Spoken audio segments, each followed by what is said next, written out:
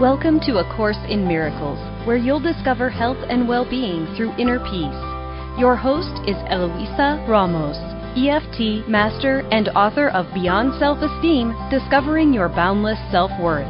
Using EFT, the Ramos clearing technique, and the principles of A Course in Miracles, you'll learn how to open your mind to healing and to all that is inherently yours: deep fulfillment, vitality, joy, and inner peace.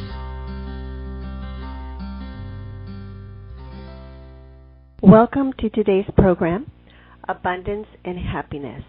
Are they for a special few or for everyone? My name is Eloisa Ramos, and today we continue with Chapter 1, The Meaning of Miracles, from A Course in Miracles text.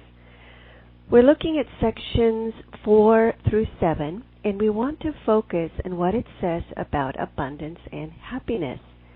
Many of us believe that abundance and happiness come from doing the right things or accomplishing worldly goals, and therefore, if we lack abundance and happiness, it must mean we have failed in doing this or have something wrong with us. We believe that for this reason, we are not one of those lucky few that gets to experience abundance and happiness. Let's start our exploration today with an example. A client of mine was seeking to improve her financial situation because she often found herself in a state of survival and lack, even though she is a highly trained professional. She would feel jealous whenever she met other women who were in leadership positions and who had successful careers. She compared herself to them because she was trying to figure out what they were doing right that she was not, and what they had that she lacked, to explain the disparity between them and herself.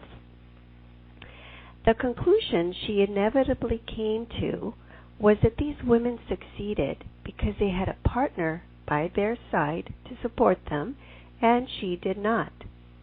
Her thinking would then take off from this made-up reason, and she would wonder, well, what have they as women that I don't, that enabled them to attract a man of that caliber into their life? These comparisons now said something personal about her. They said she was lacking and not good enough, and this put her into survival mode. So we tapped around her comparisons and conclusions and the survival fears. But I said to her, there's one assumption that you have not questioned here. You want to believe that abundance and happiness is a matter of doing or getting, that it is about doing the so-called right things and not doing the wrong things, or about getting what you need, like a husband, which is filling a lack. This assumes that the physical level is the source or the cause of abundance and happiness, because doing comes from bodies and getting is aimed at meeting the body's needs. When you look at what someone did or is doing, or what they have acquired as a possession, as the reason for their success, you're only looking at the physical level, at what you can perceive with your 5 physical senses. What if the answer is not found there? Why don't you ask, what is this woman believing and listening to that guides her actions that result in a life of abundance? Page 10 of A Course in Miracles says, quote, you cannot behave appropriately unless you perceive correctly. And, quote, you respond to what you perceive, and as you perceive, so shall you behave, unquote. What this is saying is that our doing, which is our behavior, is responding to what we are perceiving. We take actions based on conclusions we make from the information we take in through our physical senses. We give meaning to everything we perceive. Our perception is therefore subjective and selective because it is tainted with our limited personal past and our unique point of view that comes from our past learning, cultural background, religious beliefs, etc. But it is this point of view that directs our doing. If our perceptions are distorted and off the mark, we cannot act correctly and reach what we want or be on target. But the main point is that the mind directs the action. Our body, or doing, takes instructions from our mind. Therefore, the mind which is doing the interpreting of the sensory data is the causal level and the source of our particular experiences, not the physical level or body.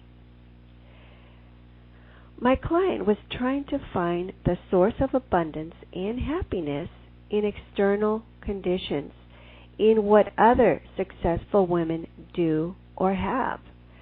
This would be similar to my client shooting an arrow at a target, missing the mark, and then wondering if her competitor who hit the target had better arrows than her.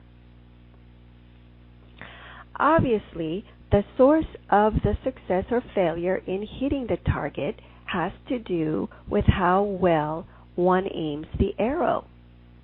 It's the same thing with us. Our thought system is doing the directing or guiding of our actions.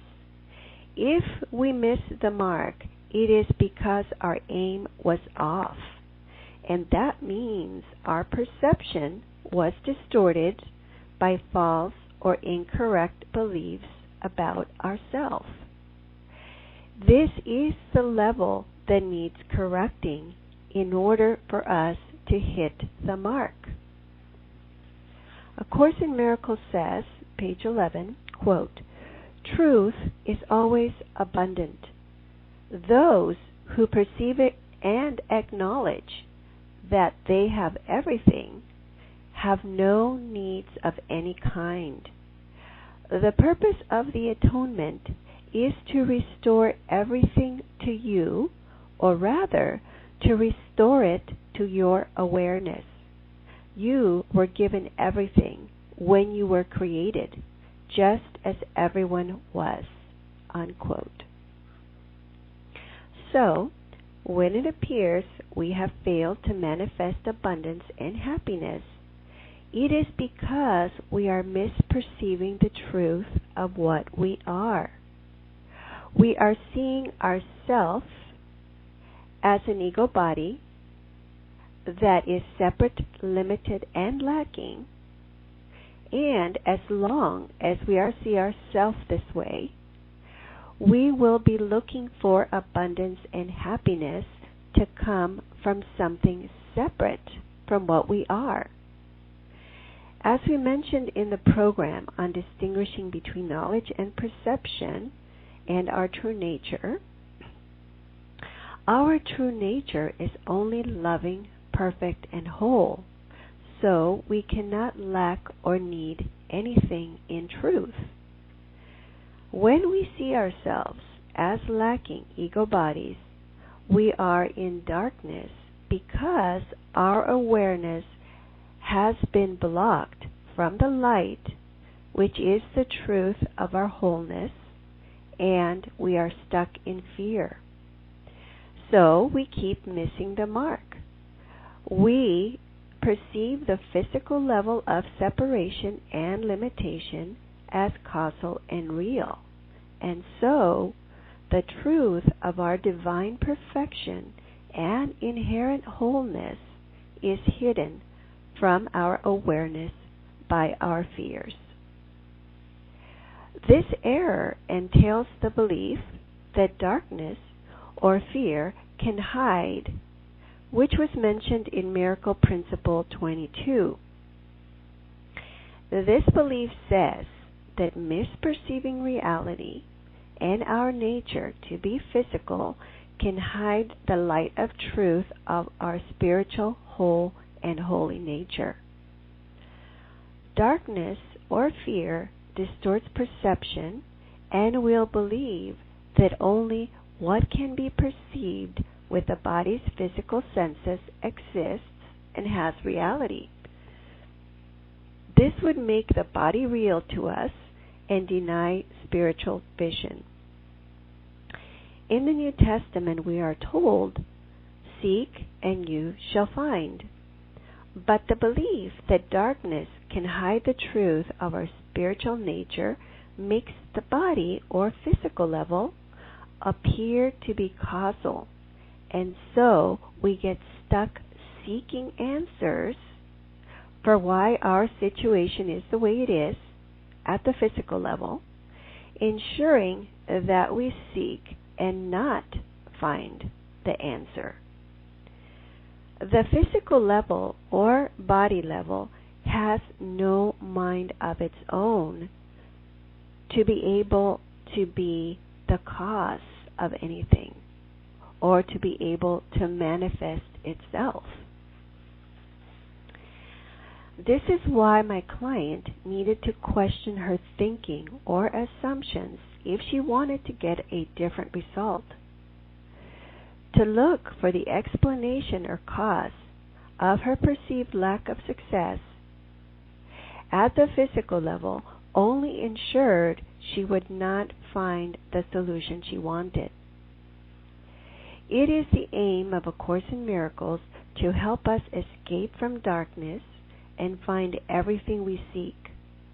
In Section 4 we are told, quote, "The escape from darkness involves 2 stages.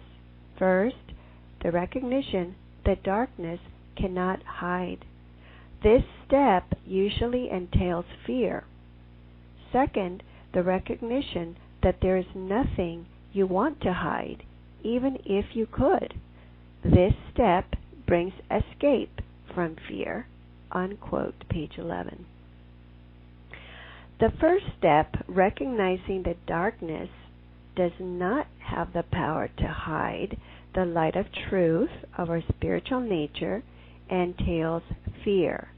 Because whenever we hide anything from ourselves or others, it is because we are uncomfortable with showing what is there. It could feel unsafe to show it, or we could be believing it is something embarrassing or shameful. So fear is already there. Then to recognize that what we thought was well hidden is not hidden at all would add further fear, since we would feel exposed or vulnerable and weak in some way. And this is why the first step, which is recognizing that darkness cannot hide, entails fear. Quote, "Holiness can never be really hidden in darkness, but you can deceive yourself about it.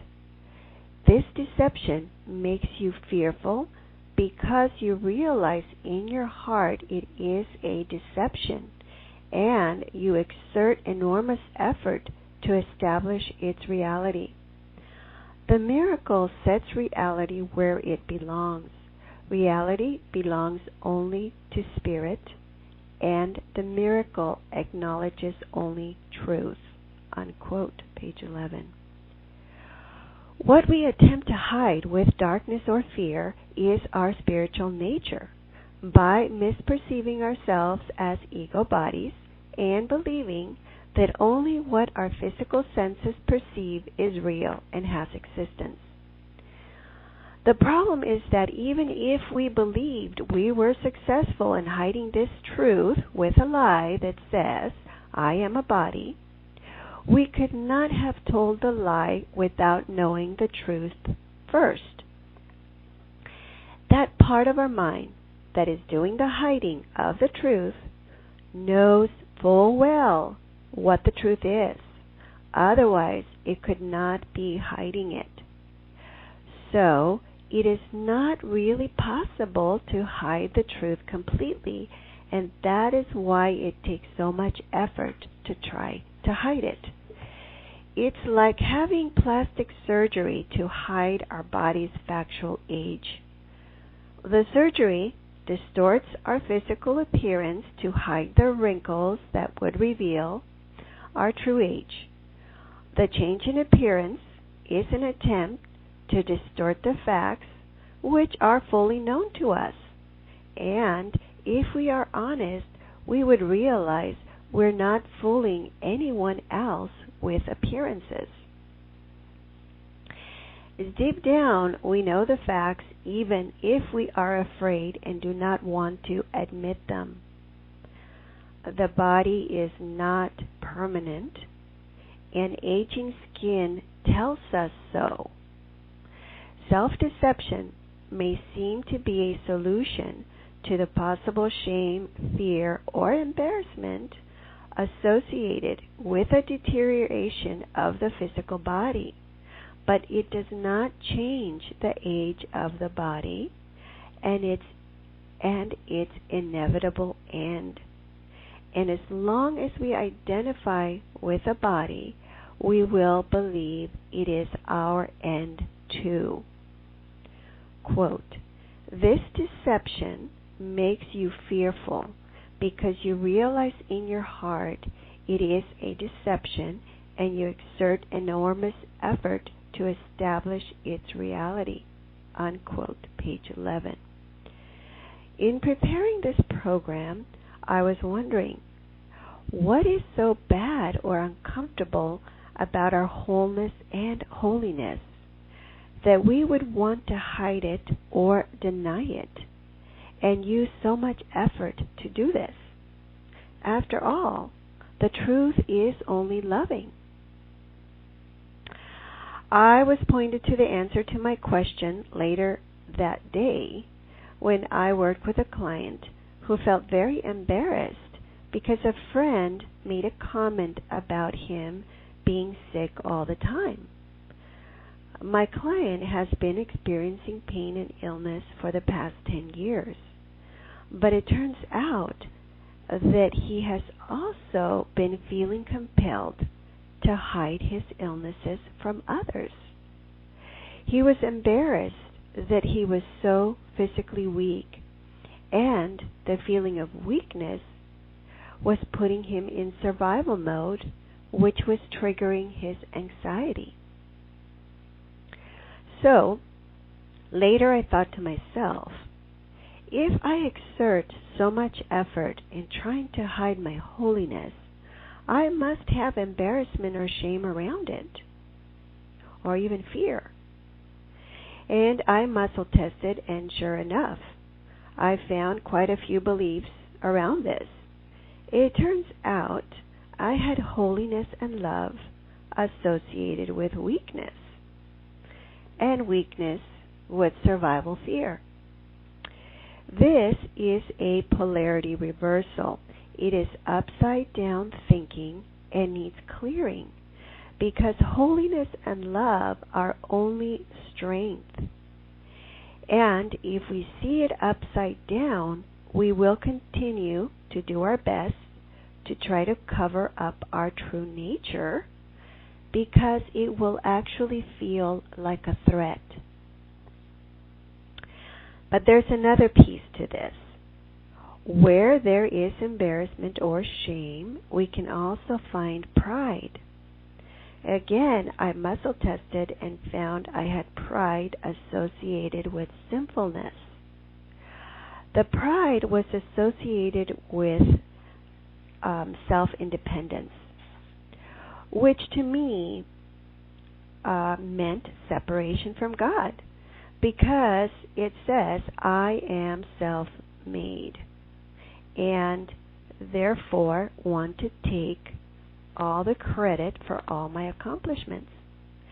In this perception, I am an ego body with a separate will, apart from the will of God, and therefore I will conclude that I have sinned and dethroned God, which is not possible if God is God and all-powerful. From a purely physical level perspective, however, independence is considered a strength and dependence a weakness. For example, a baby is dependent on its caregivers and therefore considered vulnerable and weak because it could not physically survive on its own. But at the spiritual level, our dependence on God is not weakness at all, but rather complete strength. In truth, reality is the other way around. It is our independence or separation from God that is the cause of our sense of lack, limitation, and weakness. If this is not grasped, we will be afraid of the truth of our complete dependence on God. And it could put our body in survival mode. This was something that I had hidden because I was polarity reversed and saw dependence on God as a threat and shameful, because it would mean that I was weak. Here, I was identifying myself as a body, and this needed clearing to undo the polarity reversal. Quote, "The miracles set reality where it belongs. Reality belongs only to spirit, and the miracle acknowledges only truth. It thus dispels illusions about yourself and puts you in communion with yourself and God." Unquote, page 11. A Course in Miracles tells us that our escape from fear entails, quote, "the recognition that there is nothing you want to hide, even if you could. When you have become willing to hide nothing, you will not only be willing to enter into communion, but will also understand peace and joy." Unquote, page 11. So, if there's nothing we want to hide, we could say we have a clear conscience, and therefore there's nothing to fear that could bring us shame or embarrassment. There would be no need to hide behind appearances. We would value and accept our wholeness and holiness as creations of the one source of all life. This would open our mind to enter into communion with God and bring us His gift of grace, which bestows peace, joy, and the recognition of our divine perfection. But fear or darkness can only be released by the mind that wants to serve spirit. As long as the mind chooses to listen and take direction from past individual and collective learning, which tells it is separate and an ego body, it will remain fearful and in darkness. Quote, "The mind that serves spirit is invulnerable. Darkness is lack of light, as sin is lack of love.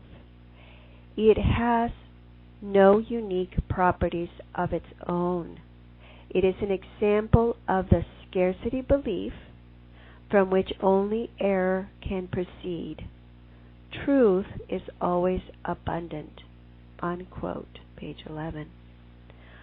The mind that serves spirit is invulnerable because it is reflecting divine truth and has released its identity with ego body, which is the cause of the sense of weakness and lack.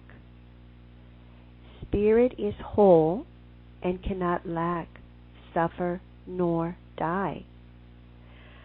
Darkness has no reality of its own, since it is simply a lack of light. The reality is the light. The shadow or darkness is not anything in itself, but rather can only be perceived when the light is blocked. Like it happens when it is nighttime. The light, the light of the sun is there, but has been blocked and cannot reach that part of the earth. This is the same idea that applies to the scarcity belief. Scarcity has no reality of its own. Abundance, like light, is real, but when it is blocked, we perceive scarcity. Here's an example of the scarcity belief.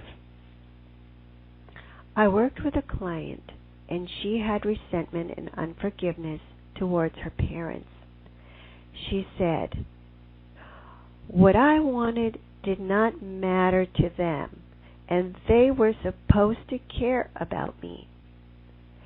She had identified herself with her desires, and because her desires did not matter to her parents, it was personal, and it meant she did not matter to them. This was humiliating to her, and she said, "I wasn't going to take it sitting down. I'm going to force them to pay attention." So, as a child, she found plenty of opportunities to be seen and heard by her parents by stirring up drama and chaos whenever she could. To this child, being seen as quote-unquote bad was better than being quote-unquote nothing. She was terrified of being nothing. To not matter literally meant to her that she was not physical matter and so did not exist or have reality during these times. She needed her parents to perceive her with their 5 physical senses to assure her she was physical and real. This is the belief that darkness can hide. Her spiritual reality was invisible to her and therefore hidden from her perception.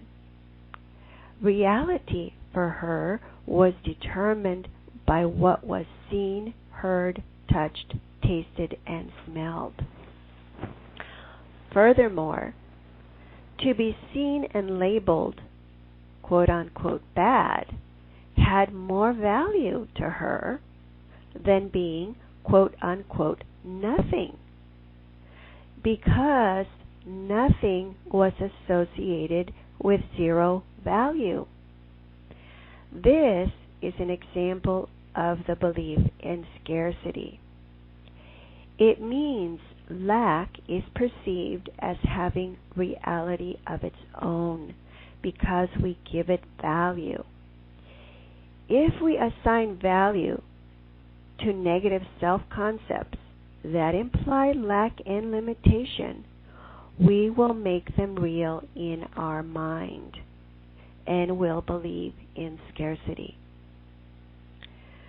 I took the example of a bank account to explain to my client her error in assigning value to her negative self-image.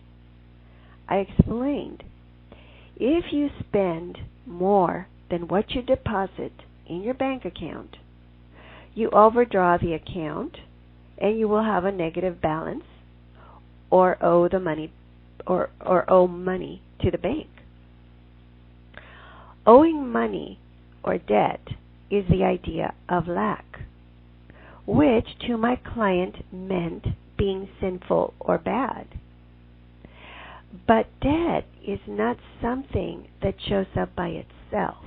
It can only arise when we overdraw the account, lacking the money to cover what we spent.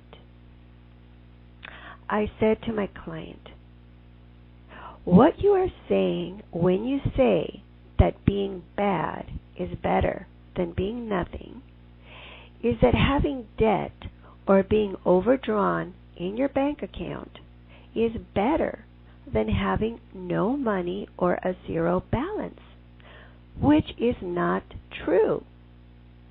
We would all rather have a zero balance in our bank account rather than be overdrawn and have a negative balance, because the zero balance is actually more than the negative balance. She saw the error in her thinking and gave up her attachment to wanting to hold on to the identity of being bad. This allowed her to recognize that she had never been really bad, and it released her pain and all the resentment and unforgiveness she held towards her parents. Quote, the emptiness engendered by fear must be replaced by forgiveness.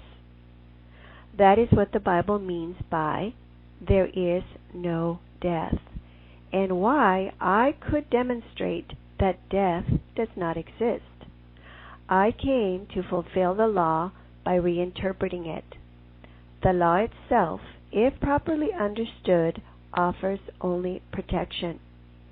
Those who witness for me are expressing through their miracles that they have abandoned the belief in deprivation in favor of the abundance they have learned belongs to them.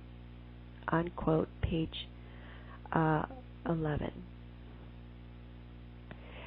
The practice of forgiveness allows us to recognize we are not the labels or self-made concepts that we have of ourselves, which are what suffer and die. Our ego body interprets death as letting go of all the self-made labels and identifications, which is the equivalent to being nothing or zero. Being nothing is terrifying and feels like death to the ego body, since nothingness is associated with having no value and no existence. But letting go of these self-made labels and identifications is not death at all. These ideas were false to begin with and had no reality. They were never true. So when we let them go, instead of death, the opposite happens. There is a resurrection or a waking up to the awareness of our true divine nature, which is eternal and abundant. Jesus Christ demonstrated this through his resurrection because he was not an ego body and knew it with certainty. He could not lack anything, being eternal life and the Son of God. Quote, those who perceive and acknowledge that they have everything have no needs of any kind. The purpose of the atonement is to restore everything to you, or rather, to restore it to your awareness. You were given everything when you were created, just as everyone was. Unquote. Page 11. The feeling of lack or emptiness comes from the fear that we are not as God created us, that we are bad, sinful, not enough, broken, incomplete, inferior, or superior, special, etc., which is impossible in truth. Quote, when the atonement has been completed, all talents will be shared by all the sons of God. God is not partial. All his children have his total love, and all his gifts are freely given to everyone alike.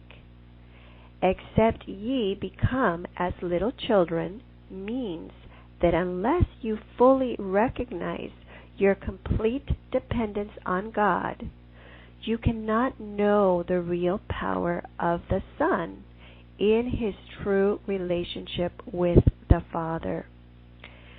The specialness of God's sons does not stem from exclusion, but from inclusion. All my brothers are special. If they believe they are deprived of anything, their perception becomes distorted. Unquote. Page 12. The point this is making is that we are all created equal.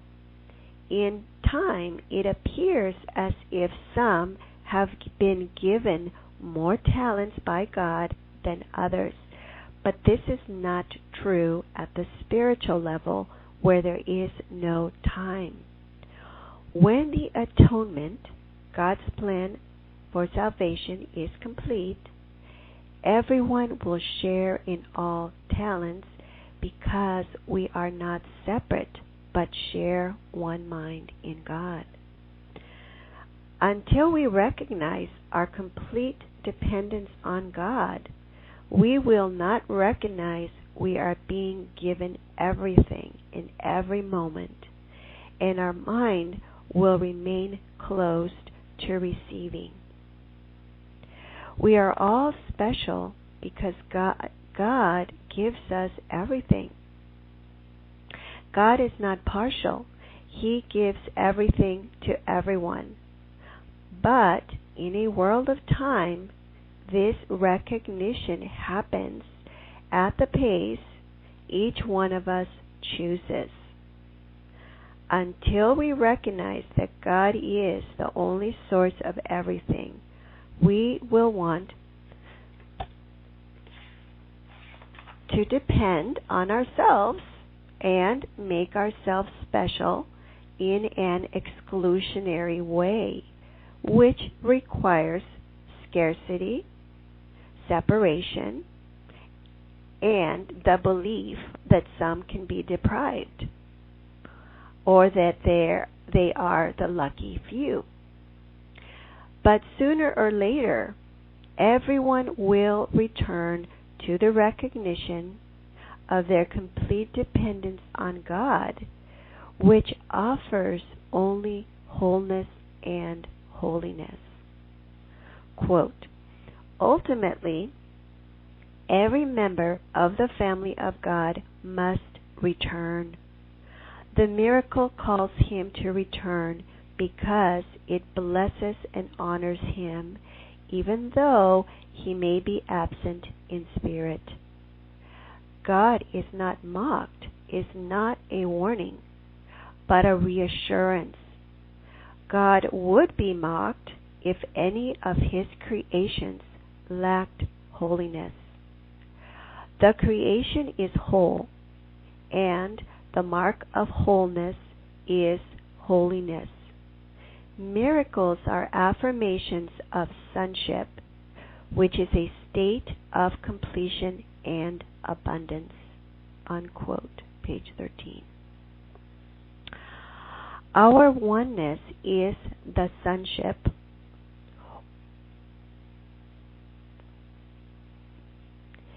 And this tells us there is no lack, because it is a state of completion and abundance.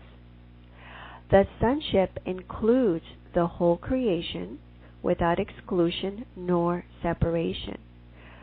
Those that recognize their holiness also recognize their oneness and perfect abundant nature.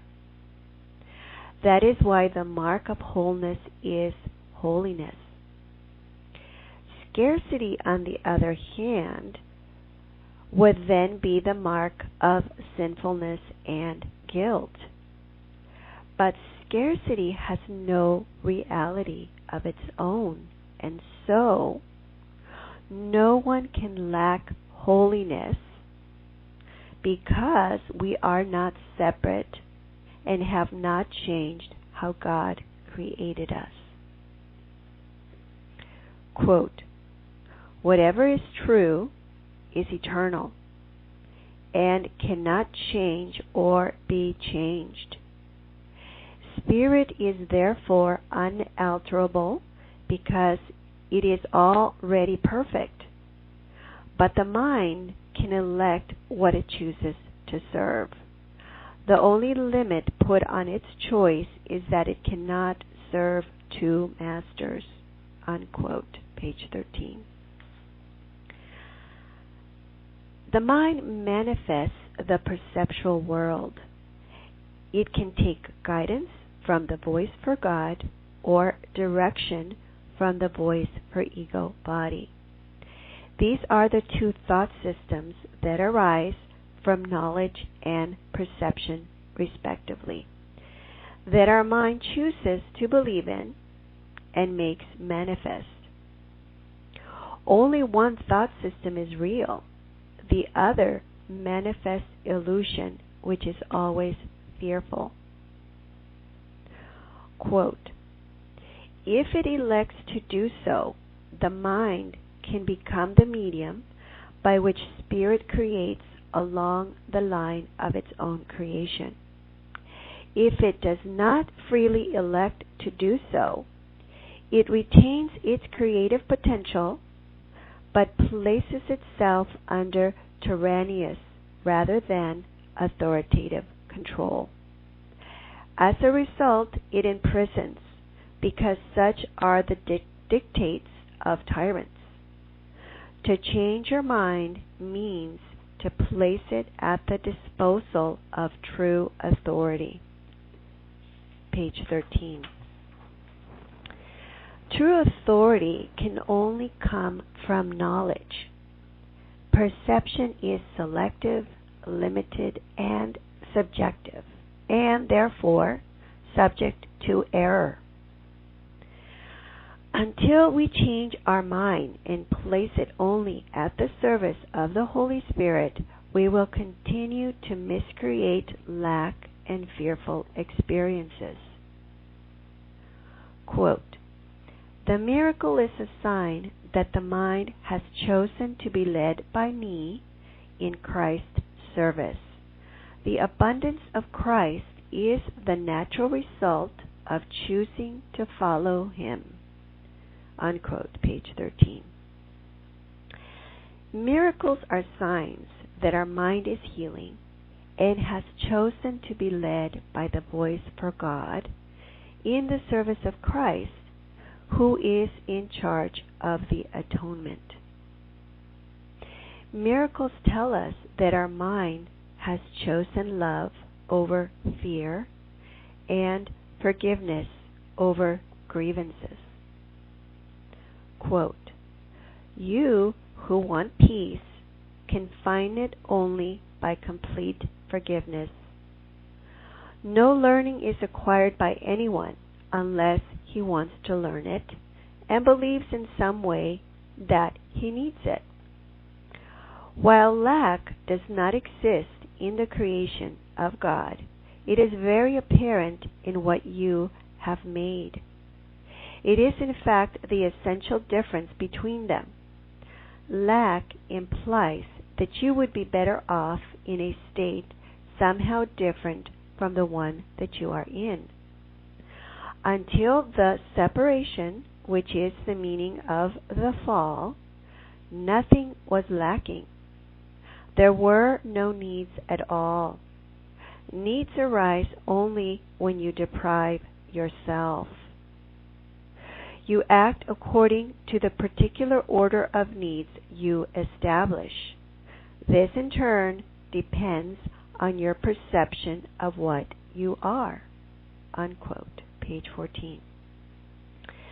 So here we come back to the idea that peace and joy will come to us when we recognize there's nothing we want to hide, even if we could. This comes to us through complete forgiveness because it allows us to recognize the illusion of sin and therefore opens up the awareness of our shared, holy, abundant nature. The only reason we feel needy and deprived is because we are identified with something that is not eternal and whole. The perception of separation, when we see ourselves as an ego body, is a deprivation of our wholeness and divine perfection. Ego bodies are needy precisely because they see themselves as separate from the whole of creation and think they are self-created.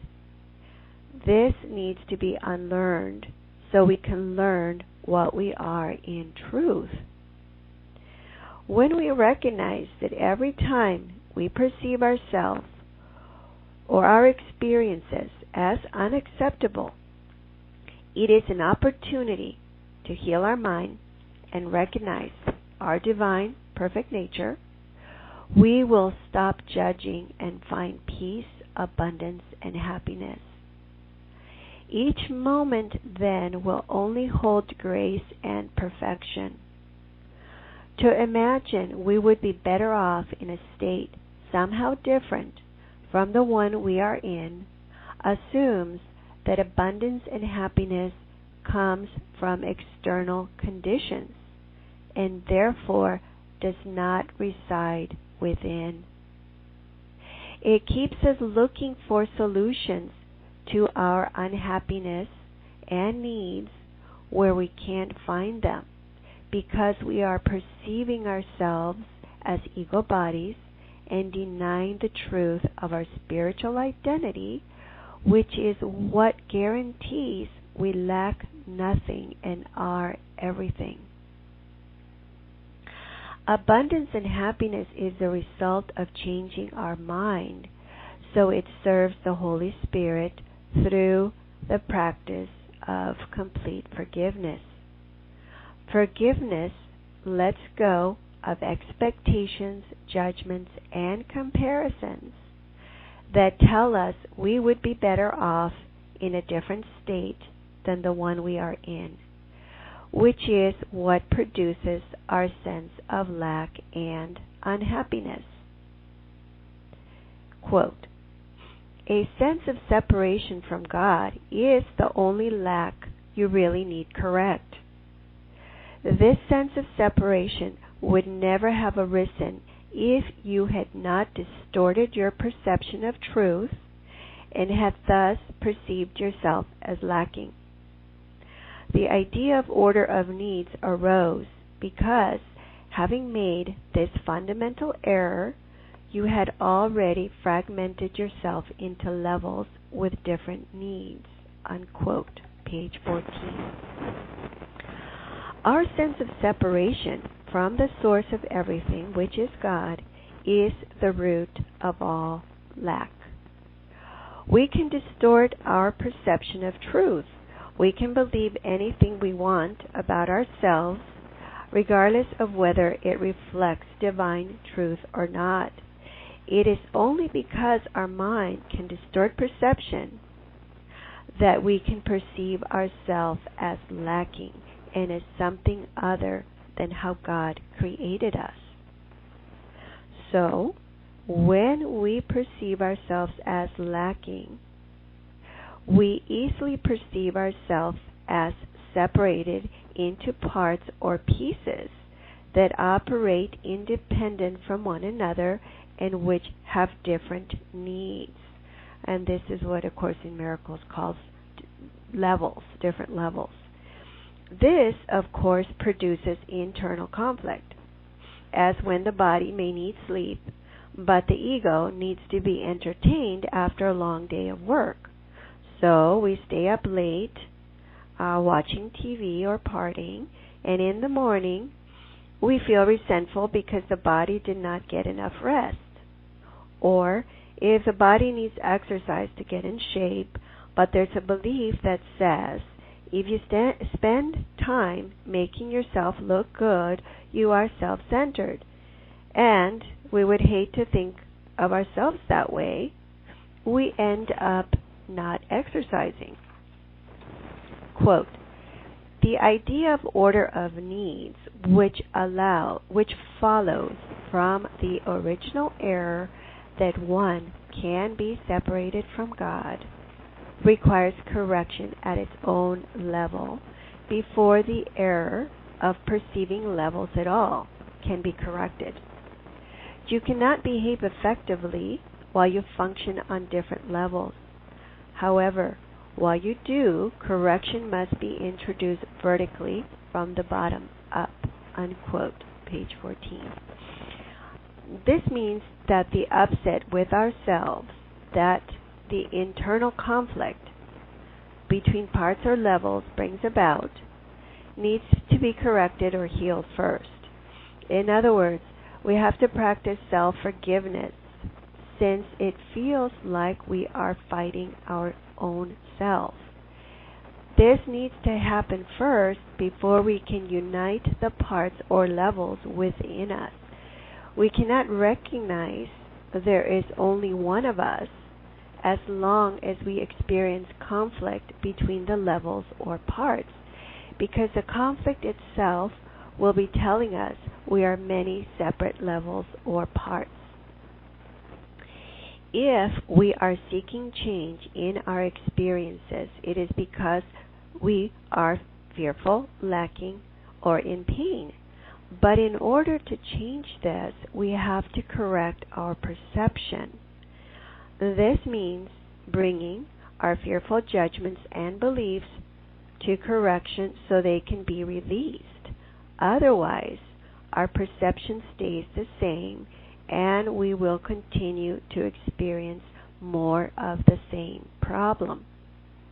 Quote, all aspects of fear are untrue because they do not exist at the creative level and therefore do not exist at all.